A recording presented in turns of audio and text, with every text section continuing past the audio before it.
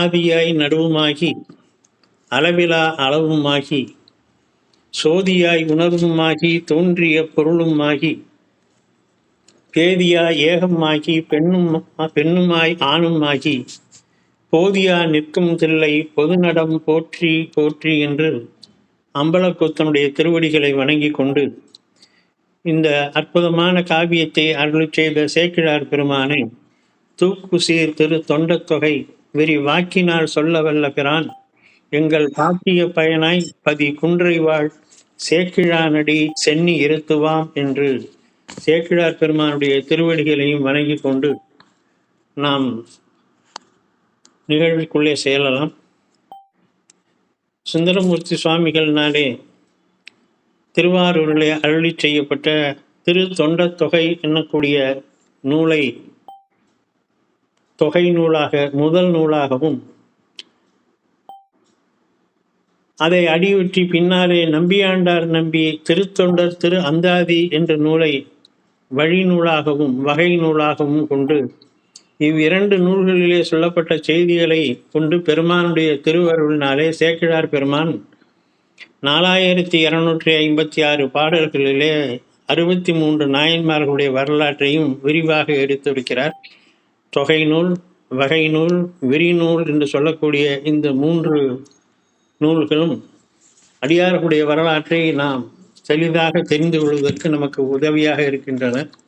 அந்த வகையிலே இன்றைக்கு நாம் காண இருக்கக்கூடிய நாயனார் திருநீல நக்க நாயனார் என்பது.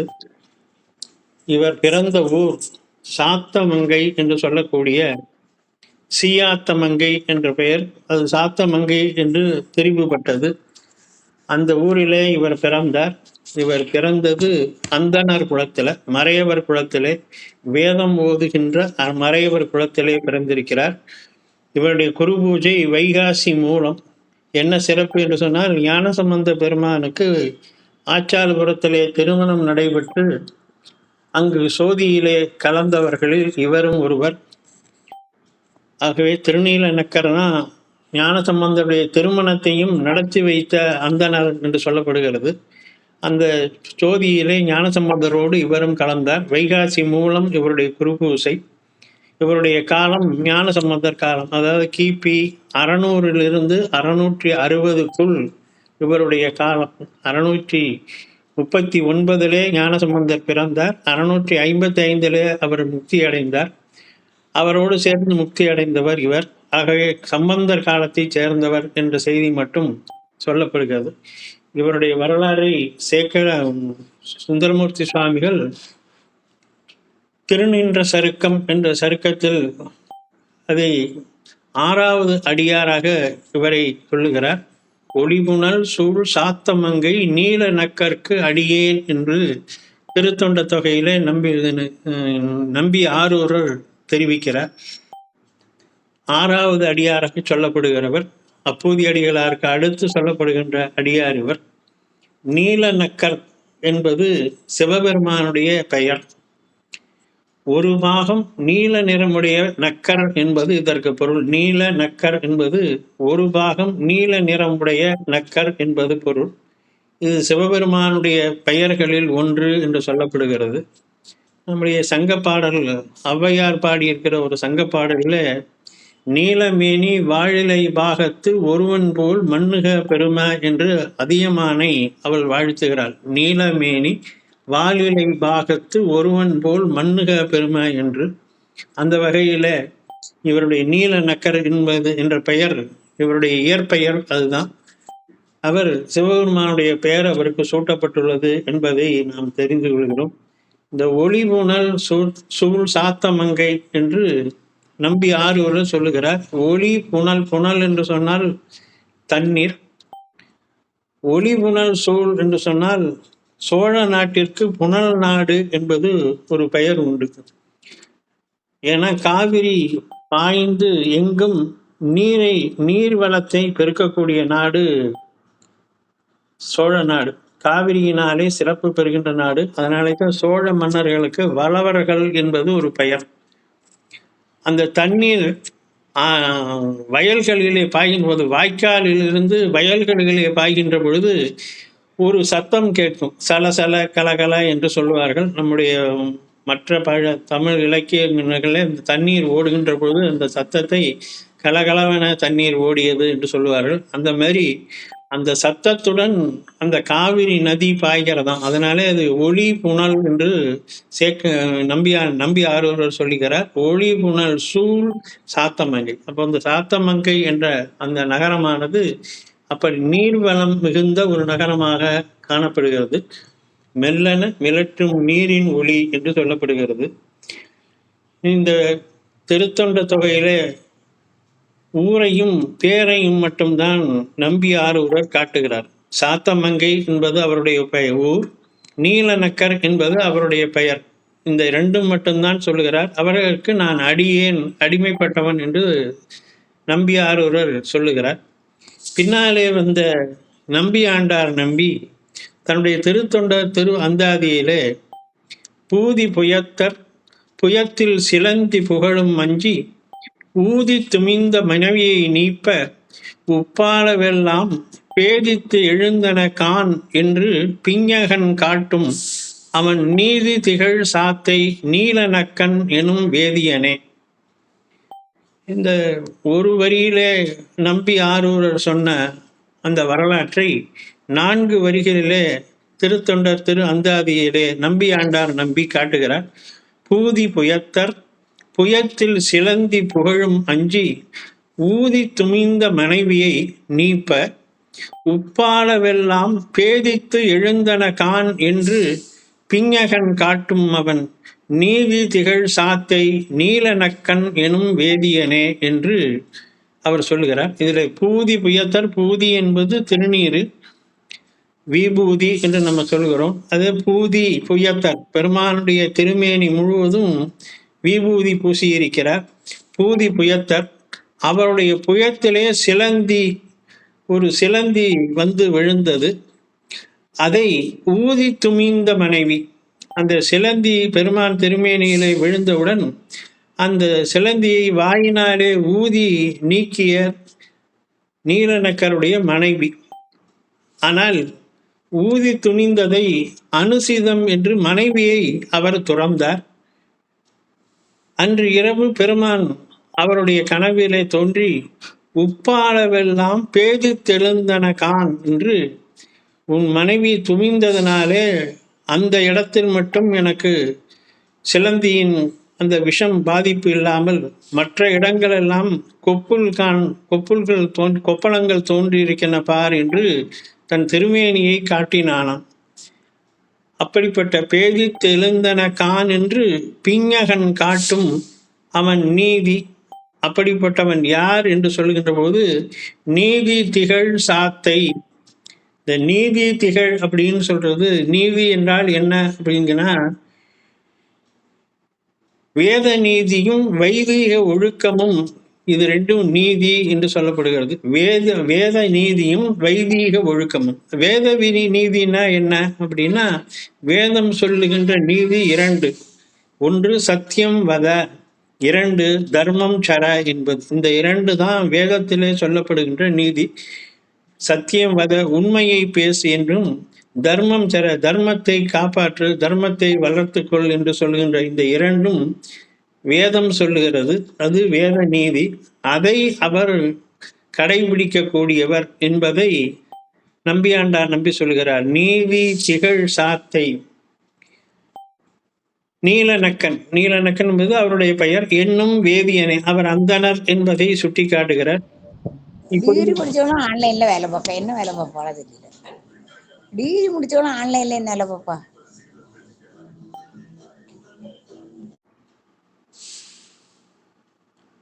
அப்படி வகை நூலாகிய திருத்தொண்டர் திருவந்தாதி அவருடைய ஊர் சாத்தமங்கை என்பதையும் பெயர் நீலநக்கர் என்பதையும் அவருடைய வரலாறுல என்ன நடந்தது என்பதை குறிப்பாகவும் காட்டுகின்றதாக இந்த நூல் அமைந்திருக்கிறது. இந்த புராணத்தை பார்க்கிறோம்.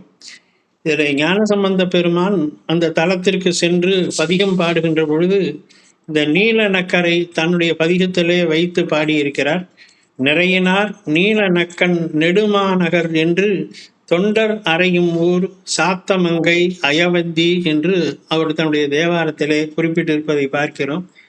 இந்த இரண்டையும் அடிப்படையாக கொண்டு சேக்கிழார் பெருமான் தன்னுடைய விரிநூலாகிய பெரிய புராணத்தில் 38 பாடல்களிலே இந்த திருநீலநக்க நாயனாருடைய வரலாற்றை நமக்கு காட்டியிருக்கிறார்.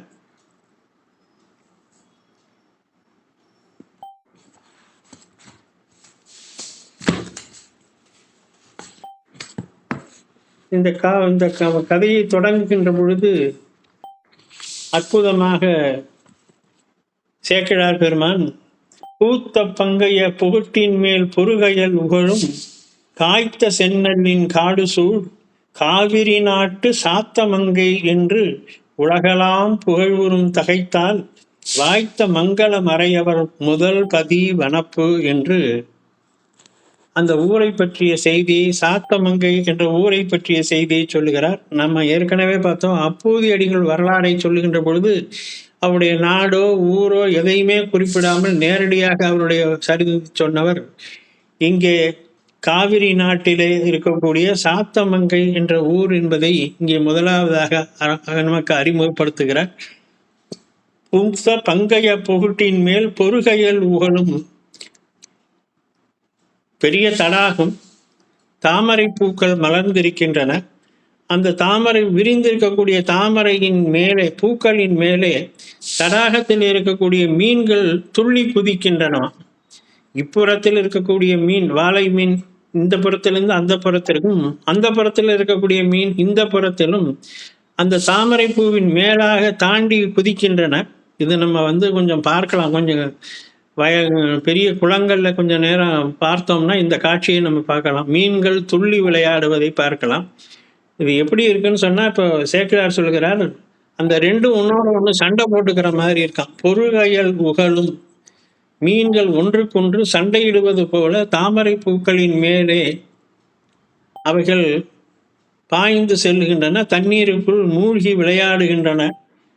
காய்ந்த செந்நெல்லின் காடு சூழ், வயல்களிலே செந்நெல் மிகுதியாக விளைந்து அவைகள் அங்கே காய்த்து தொங்குகின்றன. அப்படிப்பட்ட காவிரி நாட்டு சாத்தமங்கை, அப்படிப்பட்ட நீர்வளம் மிகுந்த சாத்தமங்கை, முன்னாடியே சொன்னோம் ஒளிவுணர் சூழ் என்று நம்பி ஆரூரர் சொல்லுகிறார். அதை இங்கே காவிரி நாட்டு சாத்தமங்கை என்று உலகலாம் புகழ்வுறும் தகைத்தால், அதைத்தான் ஞானசம்பந்தர் தன்னுடைய பாட்டில் சொன்னார். நிறையினால் நீலநக்கன் நெடுமாநகர் என்று தொண்டர் அறையும் என்று சொல்லக்கூடிய இந்த சாத்தமங்கை என்ற ஊரிலே மங்கள மறையவர் முதல் பதிவனப், மங்கள மறையவர்கள் வேதம் ஓதி அந்த வேத நீதிப்படி வாழ்கின்ற அந்த அந்தணர்கள் நிறைந்த நகரம் சாத்தமங்கை என்பது. நன்மை சாலும் அப்பதியிடை நறுமுதல் மடவார் மென்மலர் தடம்படிய மற்ற அவருடன் விரவி அன்னம் முன்துறை ஆடுவ பாடுவ சாமம் பல்முறை கிடையுடன் பயிற்றுவ பல பூவை. அந்த சாத்தமங்கையினுடைய ஊர், அந்த ஊருடைய அழகு எப்படி இருக்கிறது என்று சொல்கின்ற பொழுது, நன்மை சாலும் அப்பதியிடை நறுநுதல் மடவார், அழகிய நெற்றிகளை உடைய, அழகிய கண்களை உடைய, காது வரை நீண்ட கண்களை உடைய பெண்கள் மென் மலர் தடம் படிய, தாமரை பூக்கள் மலர்ந்திருக்கக்கூடிய அந்த தடாகங்களிலே அவர்கள் குளிக்கிறார்கள். தடம் படிய மற்ற அவர்களோடு என்ன செய்கிறதாம், அன்னங்கள் அவர்களுடன் சேர்ந்து தானும் அங்கே குளிக்கிறதாம்.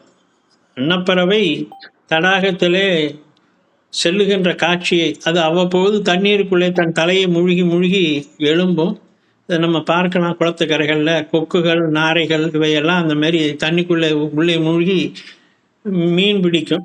அந்த மாதிரி அந்த உள்ளே குங்குகின்ற அந்த காட்சியை மகளிர் தண்ணீருக்குள்ளே மூழ்கி மூழ்கி தலையெழுந்து குளிப்பது போல அவைகள் காட்சி தருகின்றன என்று நயம் சொல்கிறார். அன்னம் முன்துறை ஆடுவ பாடுவ சாமம் பன்முறை கிடையுடன் பயிற்றுவ பல பூவை. இந்த நன்மை சாலும் அப்படின்னு சொன்னாக்க, நன்மை மிக அதிகமாக இருக்கக்கூடியது. இந்த சால அப்படிங்கிறதுக்கு மிகுதியான என்பது பொருள். கண்ணப்ப நாயனார் வரலாற்றில் கண்ணப்பர் சாமி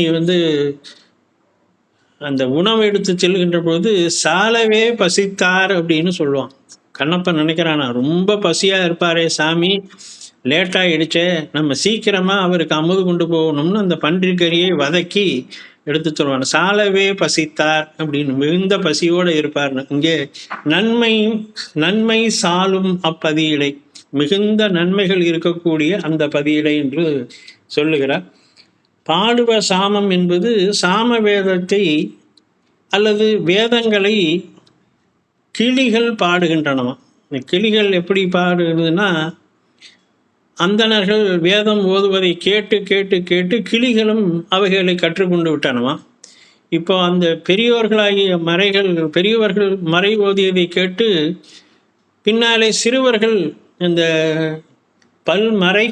மறைக்கிடைன்னு சொன்னால் அந்த அந்தன சிறுவர்கள் வேதம் ஓதுகிறார்கள்.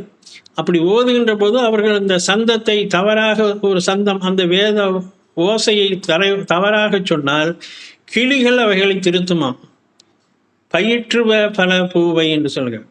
அவங்க தப்பா சொல்றத அந்த கிளிகள் திருத்துமா. எப்படி கிளிகளுக்கு தெரியும் அப்படின்னா, பெரியவர்கள் சொல்லுகின்ற போது அவைகளை கேட்டு கேட்டு அவைகளும் அந்த வேதங்களை கற்றுக்கொண்டு விட்டனவா. அதனால பிழை செய்தால் திருத்தம் செய்து அந்த கிளிகள் பாடுமா. அதை பயிற்றுவித்தல் என்று சொல்லுகிறார். திருவிழிமிழலையில் சொல்லுகின்ற பொழுது இந்த கிளிகள் வேதம் சொல்லுகிறது ஞானசம்பந்தர் சொல்லுவார். பாரிசையும் பண்டிதர்கள் பண்ணாலும் பயின்றோதும் ஓசை கேட்டு வேரிமலி பொழிற்கிள்ளை வேதங்கள் பொருள் சொல்லும் மிழலை யாமே. திருவிழிமிழலுடைய சிறப்பு என்ன சொன்னால், அந்த பண்டிதர்கள் பண்ணாலும் பயின்றோதும் வேத ஒளியை கேட்டு கேட்டு கிளிகளும் வேதத்தையும் சொல்லும், வேதத்தின் பொருளையும் சொல்லும் திருமிழி மழலை என்று சம்பந்தர் பாடுவார். அதே மாதிரி இங்கேயும் அந்த கிளிகள் பாடுகின்றனவாம். ஆய்ந்த மெய்ப்பொருள் நீரு என வளர்க்கும் அக்காப்பில் ஏய்ந்த 3 தீ வளர்த்துள்ளார் இருபிறப்பாளர், நீந்தும் நல்ல அறம் நீர்மையின் வளர்க்கும் அத்தீயை வாய்ந்த கற்புடன் 4 என வளர்ப்பார்கள் மடவார். சாத்தமங்கையில் இருக்கக்கூடிய பெண்களுடைய சிறப்பு உயர்வு பற்றி இங்கே அற்புதமாக சொல்லுகிறார். ஏன்னா இந்த காப்பியத்தில், இந்த கதையில் ஒரு பெண்ணுடைய அன்பு, தூய்மையான பக்தி, தூய்மையான அன்பு தான் அடுத்து வரப்போகிறது. அதனால் அதுக்கு முன்னோடியாக அந்த அங்கே இருக்கக்கூடிய பெண்களின் கற்பு எப்படிப்பட்டது, அவர்கள் என்ன செய்கிறார்கள் என்ற செய்தியை சொல்லுகின்ற பொழுது, ஆய்ந்த மெய்ப்பொருள் நீரு என வளர்க்கும் அக்காப்பு. காப்பு என்று சொன்னால் ரக்ஷை என்று சொல்லுவார்கள். திருநீரே காப்பு. ஏன் அடியார்கள் திருநீர் அணிந்து கொள்ள வேண்டும் என்று சொன்னால், திருநீருக்கு ரக்ஷை என்ற ஒரு பெயரும் உண்டு. அது எல்லாவற்றையும் விட அதிகமான முதன்மையான காப்பு என்பது திருநீர் தான். ஞானசம்பந்த பெருமானுக்கு பகவதி அம்மையார் அந்த குழந்தைக்கு அணிகலன்கள் எல்லாம் அணிவித்து அழகு பார்ப்பதற்கு முதலாக திருநீரை அணிவித்தார், திருநீரையே ரக்ஷையாக அனுபவித்தார் என்று அவருடைய புராணத்தில் வரும். நம்ம அடுத்து அதை பார்க்க போகிறோம் பின்னால். அப்போ திருநீர் தான் ரக்ஷை. நம்ம இந்த கண்ணீர் கழித்தல் என்று நம்ம மகளிர்கள் சொல்லுவாங்க, வீட்டில் பெண்கள் செய்வார்கள், திருஷ்டி கழிக்கிறதுன்னு சொல்லுவார்கள். ஆனால் தீமையே வாராமல் இருப்பதற்கு ரக்ஷையாகிய திருநீரை அணிவது. அந்த மாதிரி அங்கே ஆய்ந்த மெய்ப்பொருள் நீரு என வளர்க்கும் அக்காப்பில் ஏய்ந்த 3 தீ வளர்த்துள்ளார் இருபிறப்பாளர். இங்கே சேக்கிழார் பெருமான் ஒரு அந்தன மரபில் இருக்கக்கூடிய ஒரு வழக்கத்தை சொல்லுகிறார். இதில் 3 தீ வளர்த்துள்ளார் என்பது அந்தணர்கள் இல்லங்களிலே இருக்கக்கூடிய ஒரு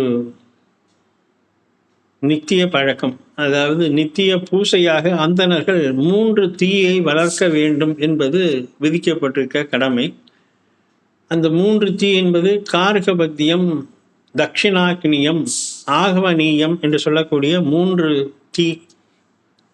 அதாவது 3 ஹோமங்கள். நமக்கு நம்ம ஹோமம்னு சொன்னாதான் நமக்கு புரியும். 3 தீ என்பது அந்தணர்களுடைய வீடுகளிலே ஒரு தனி அறையாக வைக்கப்பட்டு அங்கே இந்த 3 தீயும் வளர்ப்பதற்கான அந்த வேள்வி சாலை அமைக்கப்பட்டிருக்கும்.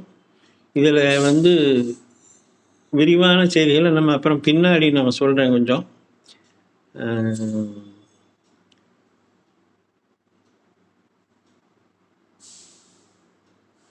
இங்கு வந்து இப்போ நம்ம அந்தணர்கள் வளர்க்கின்ற 3 தீ என்பதை மட்டும் நினைவச்சுங்க. அது தொடர்பான சில செய்திகள் பிறகு நான் சொல்கிறேன்.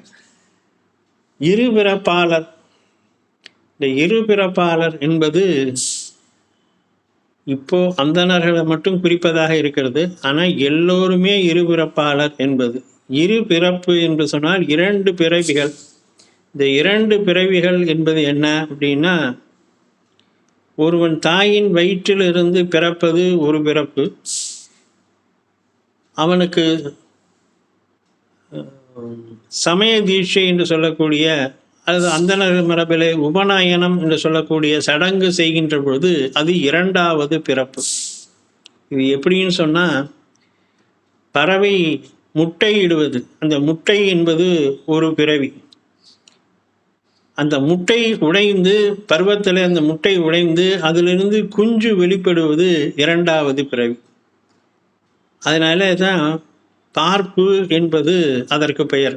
முட்டை ஒரு பிறவி, முட்டையிலிருந்து குஞ்சாக பரிணமிப்பது மற்றொரு பிறவி. அதனாலே அதற்கு பார்ப்பு என்பது பெயர். இப்படி அந்தணர்கள் தாயின் வயிற்றிலிருந்து பிறப்பது ஒரு பிறவி. உபநயனம் என்று சொல்லக்கூடிய, பிரம்மோபதேசம் என்று சொல்லக்கூடிய அந்த சடங்கு செய்கின்ற பொழுது அவர்கள் 2வது பிறவி. அதனால தான் பார்ப்பு அனன் என்று, பார்ப்பனன் என்ற பெயர் நமக்கு வந்தது. பார்ப்பு அனன் என்பது பார்ப்பை போன்றவன் ஒரு பிறவி. அடுத்து பிரம்மோபதேசம் உபநயனம் செய்யப்பட்டதனாலே மறுபிறவி. இதை வடமொழியில் திவிஜன் என்று சொல்வார்கள். திவி என்று சொன்னால் 2, திவிஜன் 2 முறை பிறந்தவன் என்பது பொருள். திவிஜன் என்பது. அதை பார்ப்பு அனன் என்று தமிழிலே சொன்னார்கள். அது இப்போ பார்ப்பனன் பார்ப்பனன் என்பது போய் பாப்பான் என்கின்ற மாதிரி அது வந்துடுச்சு. ஆனால் இந்த பார்ப்பனன் என்பது அந்தணர்களுக்கு மட்டுமல்ல, எல்லோருக்குமே உரியது. எல்லோருக்கும் உரியது என்றால், அந்த உரிய காலத்திலே அந்தந்த சமய சடங்கு, சமய தீட்சையை பெற்றவர்கள் எல்லோருமே இருபிறப்பாளர்கள் தான். இப்போ சைவ மரபில் அந்தணர்கள் 5 வயதிலோ 7 வயதிலோ 9 வயதிலோ அந்த உபநயனம் என்று சொல்லக்கூடிய பூநூல் சடங்கை செய்து பிரம்மோபதேசம் என்ற காயத்ரி மந்திரத்தை உபதேசம் செய்து அவருக்கு காயத்ரியை வழிபடுகின்ற அந்த தன்மையை கொடுப்பார்கள். அதனால அவனுக்கு இருபிறப்புன்னு சொல்கிறோம். அதே மாதிரி சைவர்களாக இருக்கக்கூடிய அந்தணர் அல்லாத சைவர்களும் 5 வயதிலோ 7 வயதிலோ சமய தீட்சை என்று சொல்லக்கூடிய சிவ தீட்சை அவர்களுக்கு வழங்கப்பட வேண்டும். ஆனால் இன்றைக்கு நடைமுறையில் அந்த மாதிரி இல்லை. ஒரு காலத்தில் அந்த மாதிரி இருந்திருக்கு. எப்படி அந்தணர்கள் 7 வயதில் பூணல் போடுகிறார்களோ அதே போல மற்ற சைவர்களாக இருக்கக்கூடியவர்கள் 7 வயதிலே சமய தீட்சை செய்து அவர்களை சிவதீட்சை செய்து சமய தீட்சை கொடுத்து அவர்களை இருபிறப்பாளர்களாக, இப்போ எப்போ சமய தீட்சை பெறுகிறீர்களோ அப்பவும் நீங்களும் இருபிறப்பாளர் என்று சொல்லக்கூடியது. அதைத்தான் இங்கே இருபிறப்பாளர் என்று குறிப்பாக அந்தணர்களுக்கு அந்த மாதிரி, அதுதான் இன்றைக்கு நடைமுறையில் இருக்குது. மற்றவர்களை பற்றி இப்படி சொல்கிறதில்ல.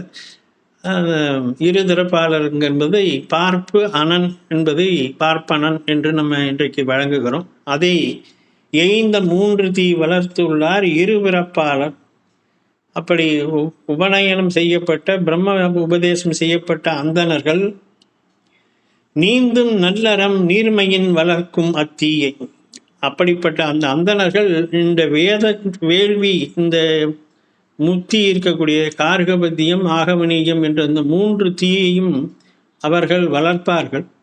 அப்படி வளர்ப்பதற்கு நீந்தும் நல்லறம், நல்லறம் என்பது நல்ல சிவ தர்மங்கள், சிவபெருமானை வழிபடுகின்ற சிவபெருமானுடைய தர்மங்களை நல்லறம் என்று சேக்கிழார் காட்டுகிறார். அது என்ன நல்ல சிவ தர்மங்கள் என்று சொன்னால், திருக்கலிற்றுப்படியார் என்ற சாத்திர நூல் சொல்லும், நல்ல சிவ தர்மத்தால், நல்ல சிவ யோகத்தால், நல்ல சிவ ஞானத்தால் நான் அழிய வல்லதனால் ஆரேனும் அன்பு செய்யின் ஆங்கே தலைப்படுங்கான் ஆரேனும் காணா அரண் என்று திருக்கலிற்றுப்படியார் என்ற நூல் சொல்லும். அப்போ நல்ல சிவ தர்மங்களை செய்தால் அது நல்லறம். சிவபெருமானுடைய சரியை கிரியை யோகம் ஞானம் என்கின்ற வகையிலே தொண்டு செய்து தவம் செய்தால் அது நல்லறம் என்று சொல்லப்படும். அப்படிப்பட்ட நல்ல அறத்தினை அந்த அந்தணர்கள் இருபிறப்பாளர்களாகிய அந்தணர்கள் செய்கிறார்கள். அவர்கள் அந்த தீயினை வளர்க்கிறார்கள், முக்தியை. அந்த முக்தியை பாதுகாக்க வேண்டிய பொறுப்பு மனையிலே மனைவியாக இருக்கக்கூடியவர்களுக்கு தான் முக்கியமாக உண்டு. அது சாத்திரங்களிலே சொல்லப்படுகிறது. அதனாலே அந்த 3 தீயை வளர்க்கின்ற அந்த பெண்கள் வாய்ந்த கற்புடன் 4 என வளர்ப்பார்கள் மடவர். 3 தீ இல்லை, தங்களுடைய கற்பு என்ற தீயையும் சேர்த்து 4 தீயையும் வளர்க்கக்கூடியவர்கள் அந்த அந்தணர்களுடைய மனைவிமார்கள்.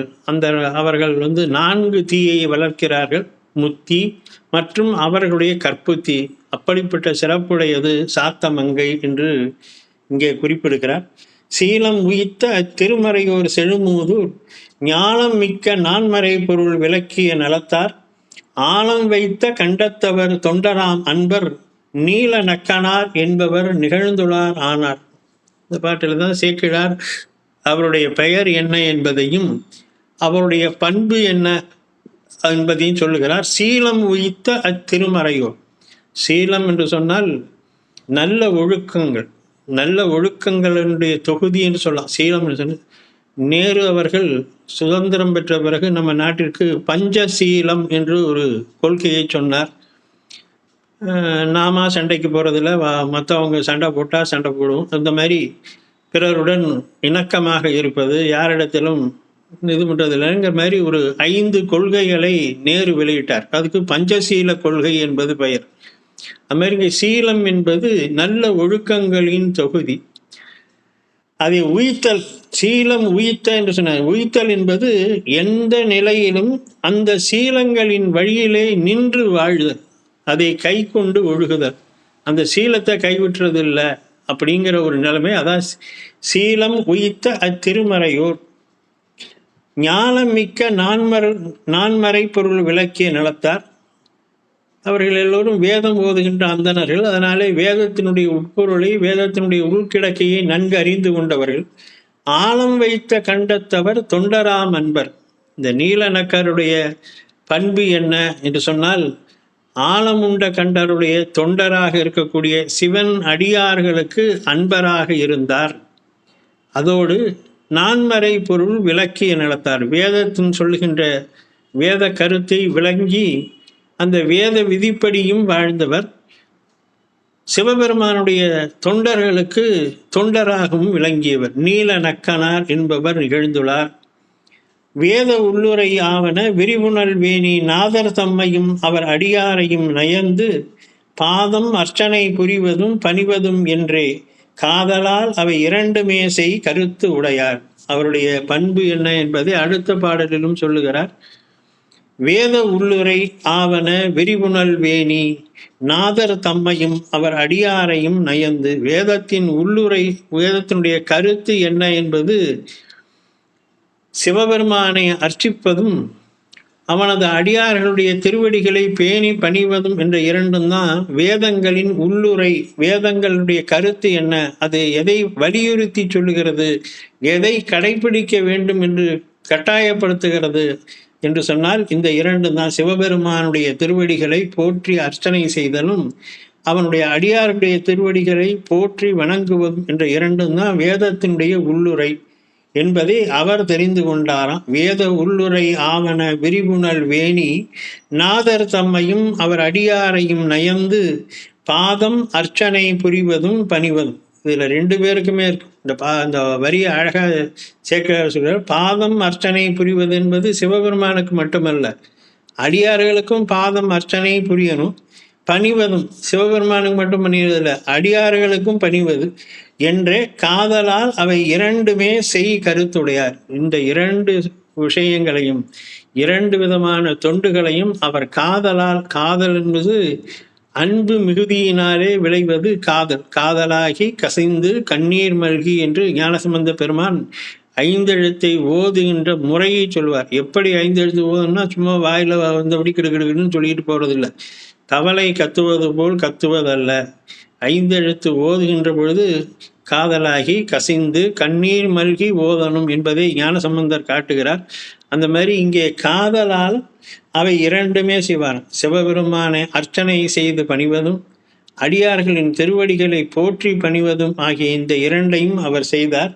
மெய்த்த ஆகம விதிவழி வேதகாரணரை நித்தல் பூசனை புரிந்தெழு நியமமும் செய்தே அத்தர் அன்பர்க்கு அமுது செய்விப்பது முதலாய் எத்திரத்தன பணிகளும் ஏற்று எதிர் செய்வார். அதை எப்படி செய்தார் என்பதை அடுத்த பாடலிலே மெய்த்த ஆகம விதி வழி வேதகாரணன் வேதங்களை தோற்றுவித்த சிவபெருமான் அவரை நித்தல் பூசனை புரிந்தெழு நியமம் செய்து தினந்தோறும் ஆகம விதிப்படி, அதுதான் முதல்ல சொன்னார், மெய்த்த ஆகம விதி வழி, ஆகமங்களிலே எப்படி பெருமானே அர்ச்சனை செய்ய வேண்டும் என்று சொல்லப்பட்டிருக்கிறதோ அந்த முறையிலே தினந்தோறும் பூசனை செய்தார். அத்தர் அன்பருக்கு அமுது செய்விப்பது முதலா, அவருடைய அடியார்களாகிய சிவனடியார்களுக்கு அமுது செய்விப்பது, அவர்களுக்கு அன்னம் அளிப்பது முதலான எத்திரத்தன பணிகளும் எந்த வகையான தொண்டுகளும் ஏற்று, இந்த ஏற்றுன்னு சொன்னால் அடுத்தவங்களை பாருங்கன்னு சொல்கிறது இல்லை, அடுத்தவங்கள்ட்ட அவர் என்ன கேட்குறாரு அதை செஞ்சு கொடுங்கன்னு மற்றவர்களிடத்துல சொல்லுவதில்லை, தானே முன்னின்று செய்வது. ஏற்று என்ற பொருள் தாமே முன்னின்று செய்வார். அடியார்களுக்கு வேண்டியனவற்றை தாமே முன்னின்று அவர்களுக்கு கொடுப்பார். ஏற்று எதிர் செய்வார் என்பது அவங்க இன்னது வேணும் அப்படின்னு சொல்வதற்கு முன்பாகவே தானே குறிப்பினாரே அறிந்து அந்த தொண்டுகளை செய்வார். அப்போ நித்தமும் ஆகம விதிப்படி சிவபெருமானை அர்ச்சனை செய்வதும் பூசிப்பதும் அடியார்களுக்கு அவர்கள் வேண்டுவதை குறிப்பால் அறிந்து தானே முன்னின்று செய்வதுமாகிய இந்த இரண்டு தொண்டுகளையும் அவர் செய்து வந்தார். இதில் அமுது செய்விப்பது என்பதில் இவர் மிக முக்கியமாக இருந்தாராம். அதுக்கு காரணம் சொல்கின்ற போது ஞானசம்பந்த பெருமானுடைய பாடல் நமக்கு நினைவு வருகிறது. மண்ணினிற் பிறந்தார் பெரும் பயன் மதிசூடும் அண்ணலார் அடியார்தமை அமுது செய்வித்தல். இந்த பூமியில பிறந்து நீங்கள் நல்ல ஒரு சுகத்தை அடைய வேண்டும் என்றால் மண்ணினிற் பிறந்தார் பெரும்பயன், மனிதனாக பிறந்து நம்ம அதனாலே பெறுகின்ற பயன் என்ன என்றால் சிவனடியார்களுக்கு அன்னம் பாலிப்பது என்பது சேக்கிழார் சொல்லுவார். அப்படிப்பட்ட அந்த அன்னம் பாலிப்பதாகிய அமுது செய்விப்பது தொழிலையும் இறைவனை பூசிப்பதையும் அவர் செய்து வந்தார். அப்படி செய்கின்ற பொழுது திருவாதிரை நாள் அன்றைக்கு அவர் என்ன செய்தார், அதனாலே நடந்தது என்ன என்பதை தொடர்ந்து நாம் அடுத்த வாரத்திலே பார்க்கலாம். திருச்சிற்றம்பலம். என்றும் இன்பம் பெருகும் இயல்பினால் ஒன்று காதலித்து உள்ளம் மூங்கிட மன்றுளார் அடியார் அவர் வான்புகழ் இன்றதெங்கும் நிலவே உலகலாம். திருச்சிற்றம்பலம்.